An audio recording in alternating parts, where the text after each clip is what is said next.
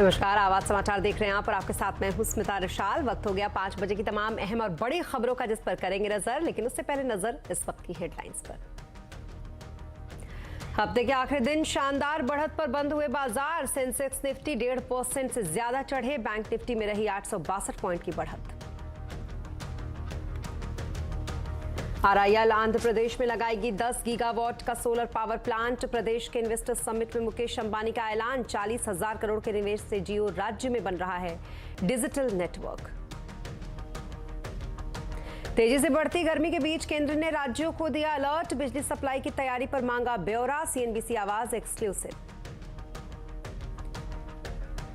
Cambridge में राहुल गांधी के बयान पर भारत में गरमाई सियासत। कही थी भारत में विपक्ष की जासूसी की बात। बीजेपी बोली भारत को बदनाम करना राहुल की आदत। दिल्ली में क्वाड देशों के विदेश मंत्रियों की बैठक में चीन को घेरने की तैयारी। आतंकवाद पर साझा एक्शन को लेकर भी बनी सहमति। इंदौर टेस्ट में भारत की करारी हार। ऑस्ट्रेलिया ने 9 विकेट से हराया। वर्ल्ड टेस्ट चैंपियनशिप के फाइनल में पहुंचने के लिए अब अगला टेस्ट जीतना जरूरी। खबरों की शुरुआत राहुल गांधी से करेंगे, जिन्होंने कैम्ब्रिज यूनिवर्सिटी में भाषण पर भारत में सियासत गरमा गए है। दरअसल राहुल गांधी कैम्ब्रिज में learning to listen in the 21st century इस विषय पर भाषण दे रहे थे। भारत जोड़ो यात्रा की यहां पर चर्चा भी उन्होंने की। इस दौरान राहुल ने कहा कि भारत में विपक्ष के नेताओं की जासूसी की जा रही है। राहुल ने कहा कि इजरायली स्पाईवेयर पेगासस का इस्तेमाल हो रहा है। उनके फोन में भी पेगासस था। राहुल को खुफिया विभाग के अधिकारियों ने बताया कि वो अपने फोन पर संभल कर बात करें, क्योंकि उनका फोन रिकॉर्ड किया जा रहा है। राहुल ने कहा कि संसद, प्रेस, न्यायपालिका जैसे लोकतंत्र के बुनियाद को कमजोर करने की कोशिश की जा रही है। Capture and control of media and the judiciary, surveillance and intimidation. I myself had Pegasus on my phone. Large number of politicians have Pegasus on my phone, on their phone. I've been called by intelligence officers who tell me, listen, please be careful what you're saying on the phone, because we are sort of recording this stuff. So this is a constant pressure that we feel.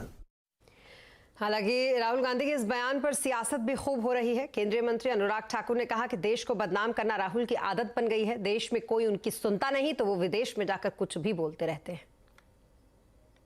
देश में उनको सुनने के लिए कोई तैयार नहीं और विदेश में जाकर जहर उगलने का काम, लोकतंत्र को बदनाम करने का काम और भारत को बदनाम करने का काम राहुल गांधी जी कभी नहीं छोड़ते हैं।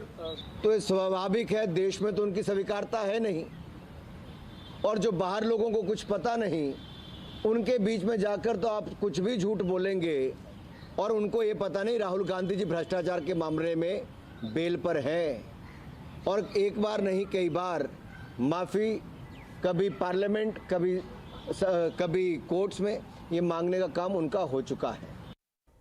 और अब बात मेघालय की, जहां एक बार फिर बीजेपी एनपीपी के समर्थन वाली सरकार बनने की तैयारी हो रही है। एनपीपी प्रमुख कोनराड संगमा ने सरकार बनाने के लिए बीजेपी से समर्थन मांगा है। इसके बाद बीजेपी ने संगमा को अपना समर्थन पत्र सौंप दिया।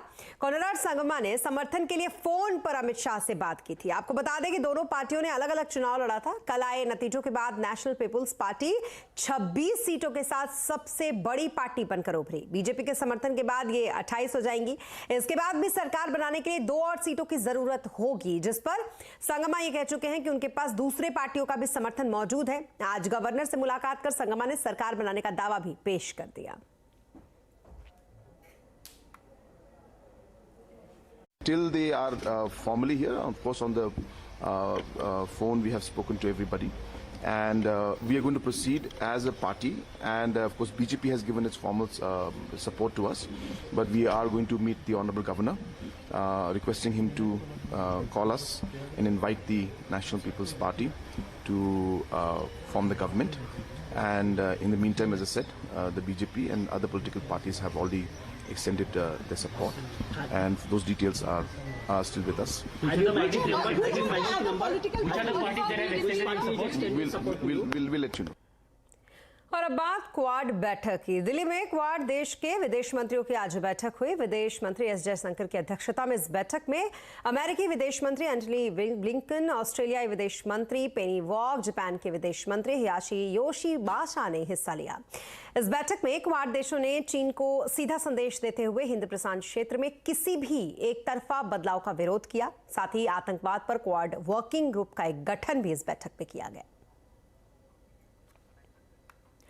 और कर्नाटक में बीजेपी विधायक का बेटा 40 लाख की घूस लेते हुए गिरफ्तार हुआ है। लोकायुक्त ने बीजेपी विधायक मदल विरूपक्षप्पा के बेटे प्रशांत कुमार को उनके पिता के दफ्तर में गिरफ्तार किया।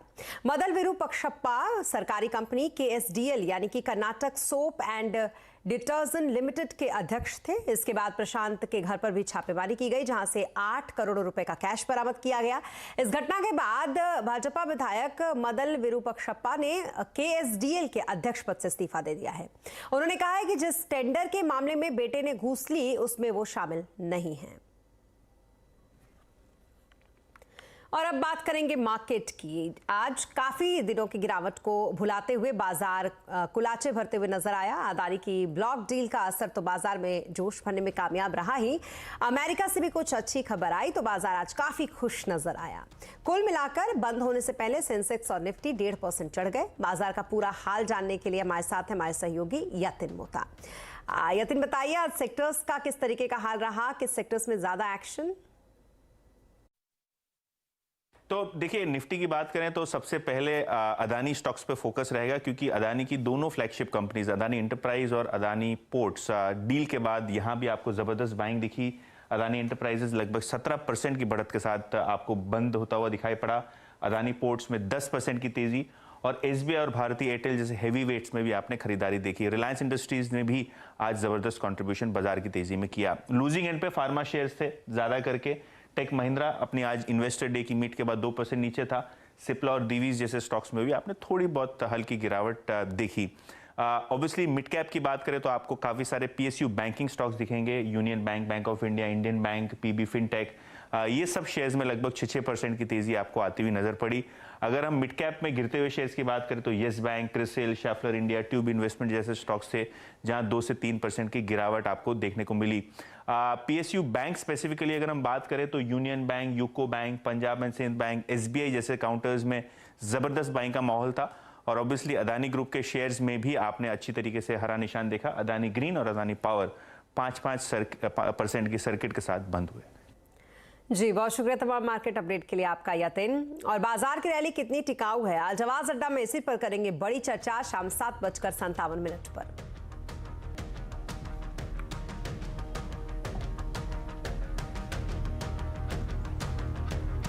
रिलायंस इंडस्ट्रीज के चेयरमैन मुकेश अंबानी ने आंध्र प्रदेश में 10 gigawatt renewable solar power project लगाने का ऐलान किया है। विशाखापट्टनम में आज से शुरू हुए ग्लोबल इन्वेस्टर समिट 2023 में मुकेश अंबानी ने कहा कि भारत के प्रधानमंत्री मोदी के नेतृत्व में दुनिया की सबसे तेजी से बढ़ने वाली बड़ी इकोनॉमी बन गई है।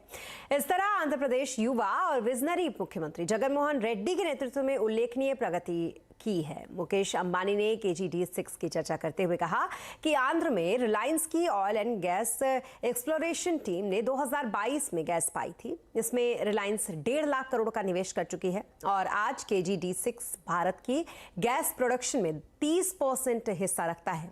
आंध्र में अपने निवेश को आगे बढ़ाते हुए रिलायंस सोलर पावर प्रोजेक्ट में निवेश करेगा। I would like to assure you that Reliance will continue to be an unflinching partner to the people and the government of Andhra Pradesh in your states all around accelerated progress. This morning, I am happy to announce that we will continue our investments and we will invest in 10 gigawatts of renewable solar energy in the state of Andhra Pradesh. इसके अलावा मुकेश अंबानी ने यह भी कहा कि Reliance retail ने आंध्र में 6,000 गांवों में 1,20,000 किराना के साथ पार्टनरशिप की है और 20,000 सीधी नौकरियां दी गई हैं। बड़े पैमाने पर अप्रत्यक्ष रोजगार पैदा किए गए हैं। रिलायंस रिटेल आगे गांव किसानों से प्रोडक्ट सोर्स करेगा और इससे करीब 50,000 लोगों को रोजगार मिलेगा। दूसरी तरफ रिलायंस फाउंडेशन हेल्थ, एजुकेशन और रूरल ट्रांसफॉर्मेशन में लगातार काम कर रहा है। मुकेश अंबानी ने कहा कि रिलायंस जियो 40,000 करोड़ के निवेश से आंध्र में सबसे बड़ा और सबसे अच्छा डिजिटल नेटवर्क फुटप्रिंट तैयार कर रहा है।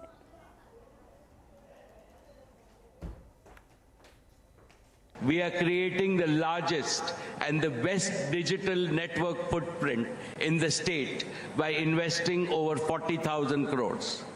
Our 4G network covers 98% of Andhra Pradesh's population, including those living in the remotest corners of the state. The rollout of Jio's true 5G will be completed before the end of 2023 throughout India, including your state of Andhra Pradesh. और देश में बढ़ती गर्मी ने सरकार की चिंता बढ़ा दी है। देश में बिजली की किल्लत नहीं हो, इसके लिए सरकार ने कमर कस ली है। क्या कुछ है तैयारी सरकार की, ये बताने के लिए हमारे साथ है दीपाली नंदा। दीपाली, बताएं क्या तैयारी कर रही है सरकार? देखिए, अगर आपको याद हो, पिछले साल गर्मियों के सीजन में 111 साल का रिकॉर्ड टूटा था। भीषण गर्मी का सामना खासतौर पर पूरे उत्तर भारत ने किया था, लेकिन इस बार जो प्रेडिक्शन आईएमडी की तरफ से की गई है, पारे में और ज्यादा उछाल देखने को मिलेगा। यही वजह है कि जो बिजली की डिमांड है वो भी रिकॉर्ड स्तर से आगे निकलने का अनुमान लगाया जा रहा है। इसी के मद्देनजर हमें सूत्रों से जानकारी मिल रही है कि ऊर्जा मंत्रालय ने अभी से ही कमर कस ली है कि जिस तरह का बिजली क्राइसिस, पावर क्राइसिस पिछले साल देखने को मिला था, उस तरह की स्थिति देश में इस बार पैदा ना हो। इसी के चलते राज्यों को ये कहा गया है कि आप लोगों ने इस बार गर्मी से निपटने के लिए जो समर एक्शन प्लान बनाया है वो आप मंत्रालय के साथ साझा करें। खास तौर पर दिल्ली, हरियाणा, उत्तर प्रदेश और पंजाब, जहां पर इंडस्ट्रियल और डोमेस्टिक बिजली की डिमांड काफी ज्यादा देखने को मिलती है गर्मी के सीजन में, उन राज्यों को ब्यौरा देने को कहा गया है। जो पूरी सरकार का फोकस है वो कोयले की उपलब्धता पर है, क्योंकि 70% से ज्यादा उत्पादन देश में बिजली का कोयले से किया जाता है और जब भी पीक डिमांड बढ़ती है तो जो कोयले के खदान है, कोयले के भंडार है, वहां पर सुपर क्रिटिकल कंडीशन देखने को मिलती है। 1 या 2 दिन का कोयला बचता है, तो इंपोर्टेड कोयला और साथ ही साथ घरेलू कोयले की उपलब्धता पूरी की जाए। जितना अनुमान लगाया गया है उससे और ज्यादा मात्रा में कोयले को भंडार किया जाए। ये सारी बातें मंत्रालय की तरफ से राज्य को कहा गया है। एक जो डेटा, जो अनुमान लगाया गया है कि आखिर कितनी डिमांड बढ़ सकती है पिछले साल के मुकाबले, तो ऊर्जा मंत्रालय की तरफ से जो आंकड़ा जारी किया गया है उसके मुताबिक इस बार 229 गीगावाट तक बिजली की डिमांड देश में पहुंच सकती है। अगर पिछले साल देखें तो ये आंकड़ा 211 गीगावाट था।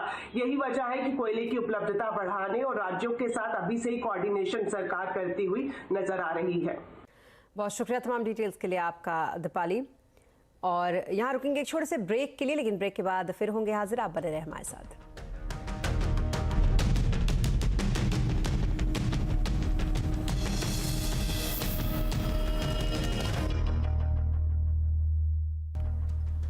और ब्रेक के बाद एक बार फिर आपका स्वागत है। क्या आप भी वीगन या प्लांट मीट में दिलचस्पी रखते हैं? तो ये खबर आप ध्यान से सुनिएगा। अब बाजार में मौजूद ऐसे प्रोडक्ट्स को फसाई की कार्रवाई का सामना करना पड़ सकता है। क्या है ये पूरा मामला, ये बताने के लिए हमारे साथ है रोहन सिंह। रोहन, बताएं क्या कुछ है डिटेल्स इस पर? जी, बाजार में इस वक्त बहुत सारे ऐसे प्रोडक्ट हैं जो कि प्लांट ओरिजिन के हैं, लेकिन जो अपने आप को वीगन मीट या मॉक मीट या प्लांट बेस्ड मीट कहते हैं।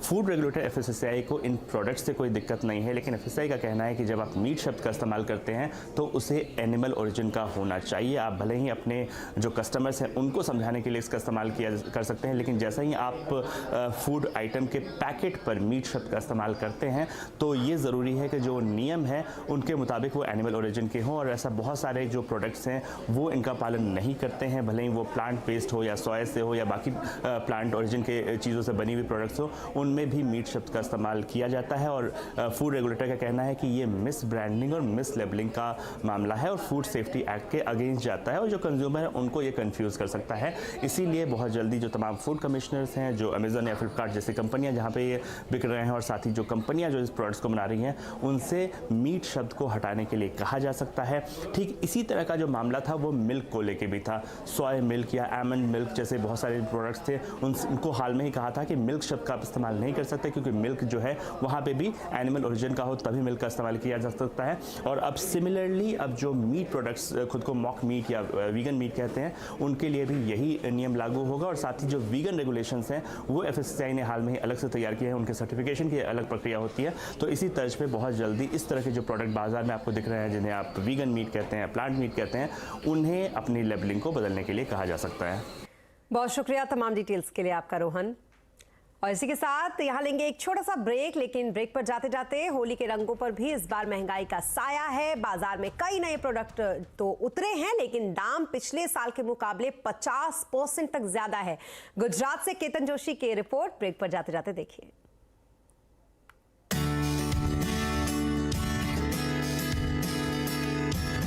होली पास है और गुजरात में बाजार सज गए हैं। हर्बल रंगों के साथ साथ बाजार में पिचकारियों की नई रेंज लग गई है। इस बार मोटू पतलू, बाबी doll, Doraemon, Hulk, fish, umbrella, tank और स्कूल बैग जैसी पिचकारी डिमांड में है।